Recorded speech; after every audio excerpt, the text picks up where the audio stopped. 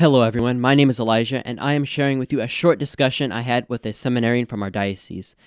My hope is that by getting to know our seminarians, we can learn to support them with our daily prayers.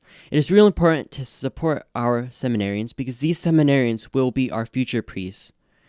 I also just want to show all the other young men out there that these seminarians are really just ordinary guys who are open to God's calling, and that we too must be open to God's calling, because our mission in life is to do God's will. And if God's will is for us to become priests, then we have to be ready to carry out God's plan.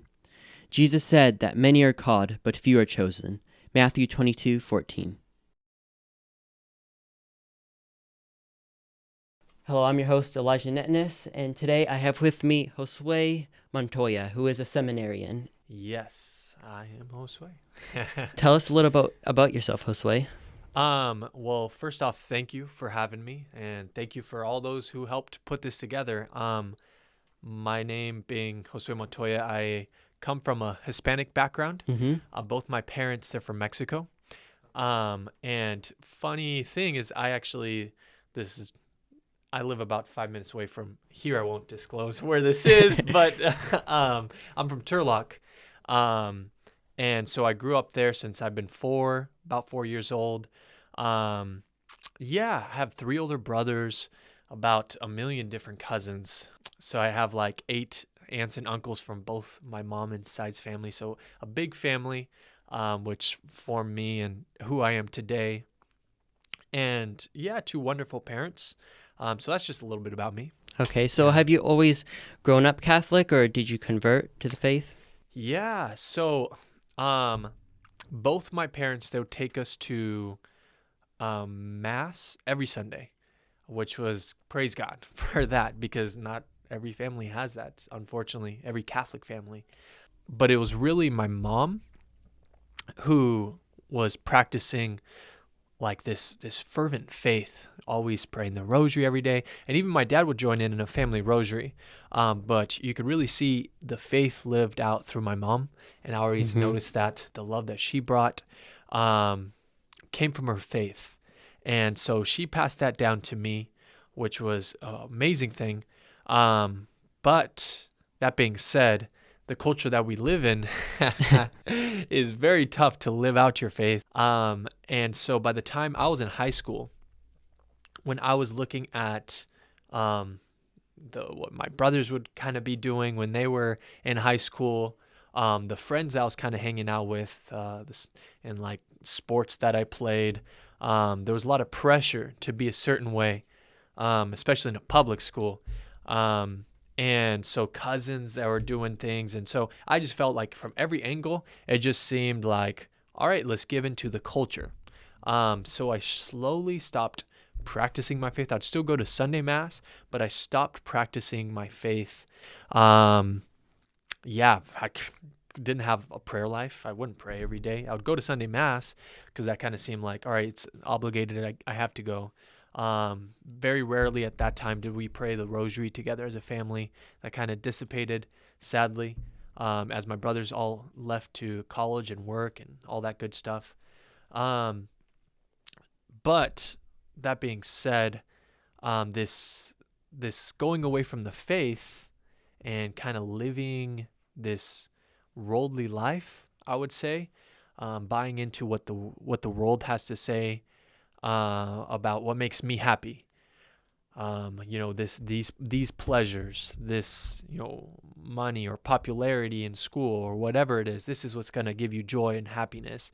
What really it didn't. And so by the time I graduated high school, because this was more in the later years of high school, junior, senior year, my face started kind of moving away. But in college, it got even worse because now I had a job, I had a car, I had my own independence. I could go hang out with my friends when I wanted. My mom would ask me where I was, what I was doing at night, and unfortunately, I would lie to her. It breaks my heart now, but I wouldn't be doing what my mom taught me was right.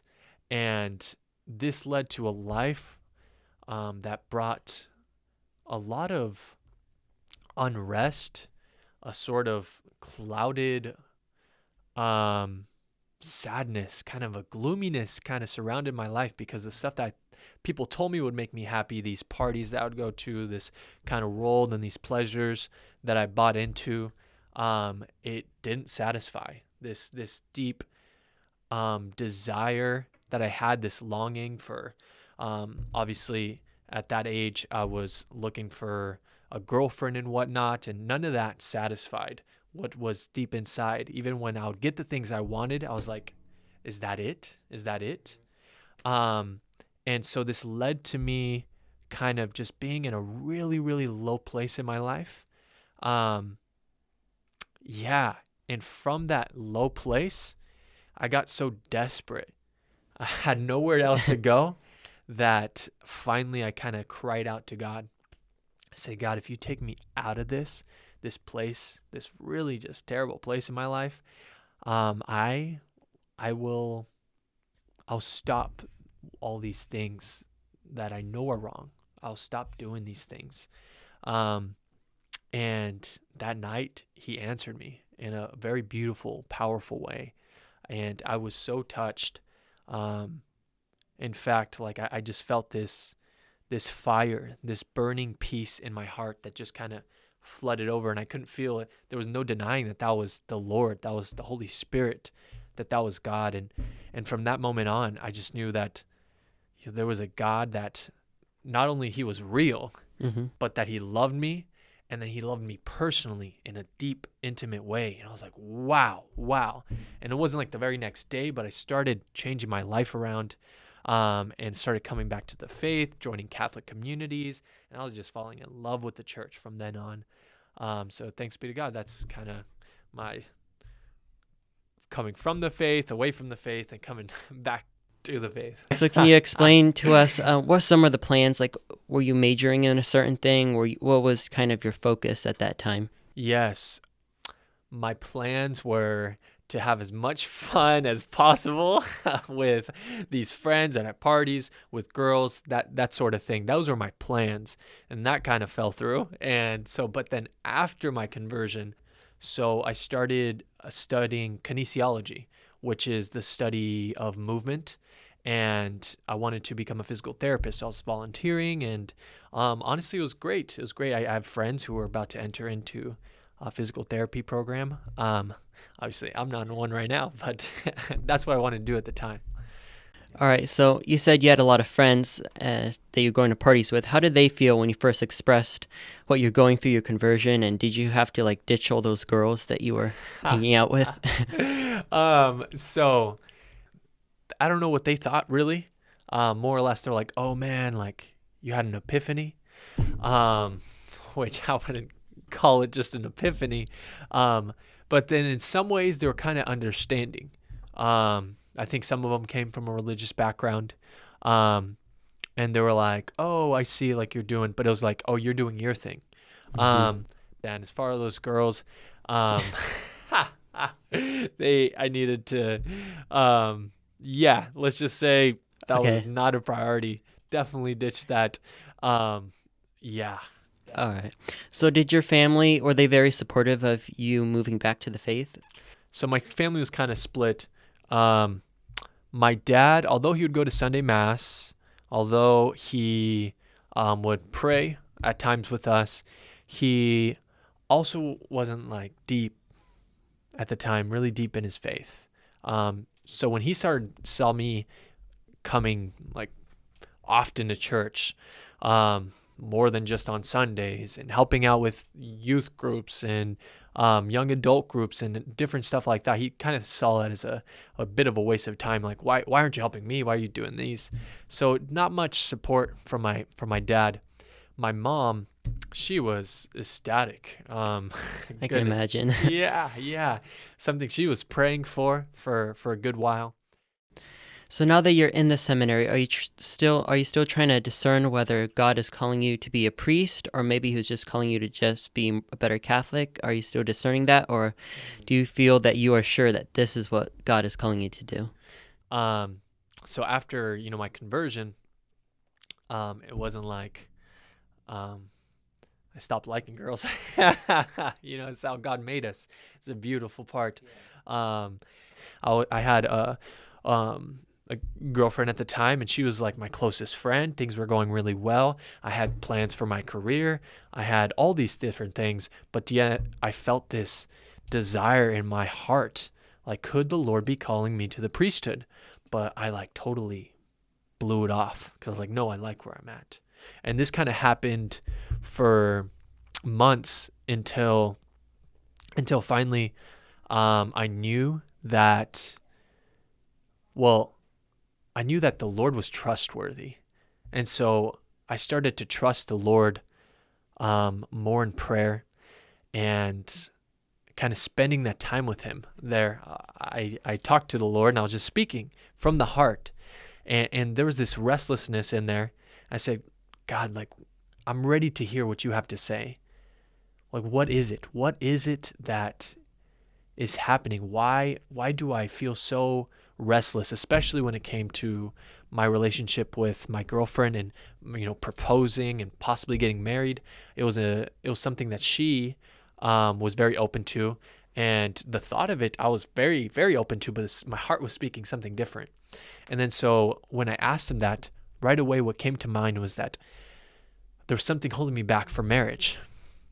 And so I knew that I needed some space and time. So I ended up breaking up with my girlfriend at the time. And that was probably the hardest thing I've ever had to do. Harder than leaving my friends, harder than a lot of different things. Back to your question, since I've entered into seminary, I kind of feel the Lord even calling me more, like a deeper desire to become a priest. But every day seems like I have to discern, like, is this your call? So it's not like the Lord just lets me know. And I think there's some people, like some of my seminarian brothers, who feel more sure about it than others. Personally, I think, I don't know why I'd be going all the way this if you were to switch up to me, switch up my vocation like that. But I do feel like this is exactly where I need to be. So, what is a typical day like at the seminary? Like, can you give us a rundown of what you do? And then on a broader scale, like, what is your main focus while you're at the seminary? Yes. So I came in my first year. When I came in, there was 7 years to become a priest, but then they added one more year. So 8 years to become a priest. And this year that they added, it was something that Pope Francis actually recommended for all seminaries. And it's called the Prophetudic Year. It's a Greek word that means preparation. And what this year is pretty much dedicated to, it's to spirituality, to prayer, and human formation, trying to help you psychologically, physically, to be the priest that you ought to be. And so that year that I just had, they took away our cell phones. We were on a media fast. We were in a group of 8 people, kind of separate from the seminary. And we had different classes. So we only had like 2-hour lectures, but they were about spiritual things. Obviously every class is going to have spiritual things, but very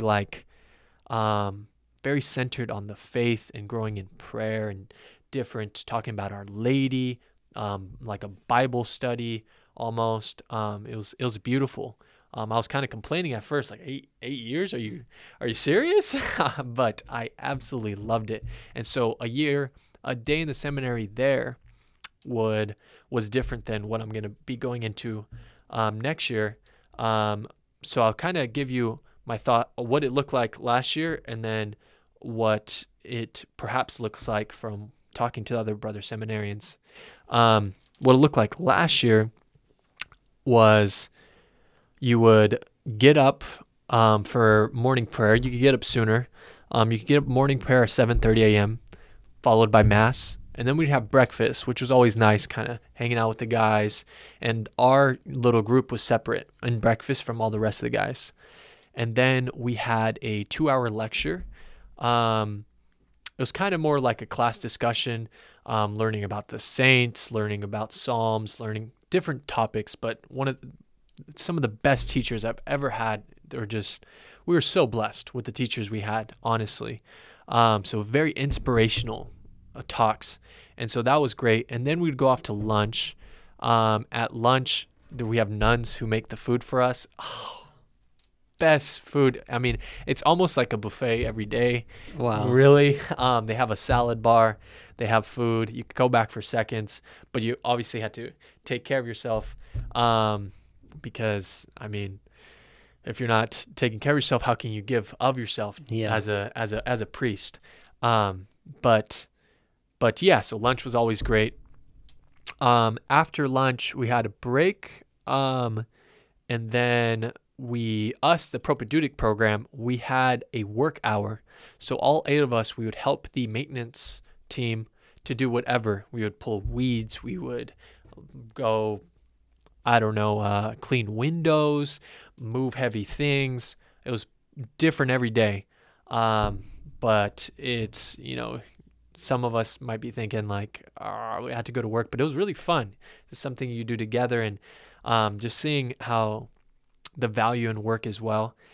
And after that, we had evening prayer, with a holy hour is what we do, and what all seminarians are doing or should be doing. And so evening prayer with the holy hour, and then we have dinner and kind of some time to just relax, watch a movie. I myself, and one of my brothers, Josh Leeson, we play a lot of basketball. Nice. So I love basketball, playing out there. We'll have to play a game after this. I would love that too. But I also play spike ball. I never did. Spike ball's really fun. Spike ball's awesome. I never did when I was younger, but now I like reading. Reading could be a good time. But most of all, like having lunches or dinners with friends, and every person's so interesting. If they really open up, like just their day, hearing about their day, it just feels really a joy-filled experience to just share heart to heart with your brothers, your struggles, your blessings, all that. And so I really enjoy doing that as well. Of course, just like I'm sure with you or any of your brothers, sometimes you butt heads. Yeah. I think that happens with everybody. But for the most part, you get to forgive and get back together, play games, whatever. So it's great experience. All right, so this is the last question here, and it's, if you could give one piece of advice to any young person, maybe in high school or early college, who is considering the seminary, what would it be? I would say the first thing that really popped out to me and comes to mind is that our vocation, first and foremost, is sanctity. So God is calling everybody, every single person, to become a saint. And without a doubt, that's what we know for sure. So you should focus on that first and foremost. And from that, from trying to come as close to the Lord as possible to become a saint, because really that's what we're made for. That's what's going to bring us the most happiness, the most joy, the most love in our life, peace, and just flow out of us as well to those around us. From that and this relationship from God, then you'll know if the Lord is calling you. I also would suggest to not be afraid to give it a shot. If you're thinking about it, find out more. Talk to Father Caesar. He's the vocations director. And the worst thing that'll happen is you find out more about the priesthood. Let's say you end up going to seminary and it's not for you. You become a better Catholic. There's so many great things that you learn, great experiences. So yeah, don't be afraid to find out more information and to talk to people. So that's 2 pieces of advice. So let us be saints.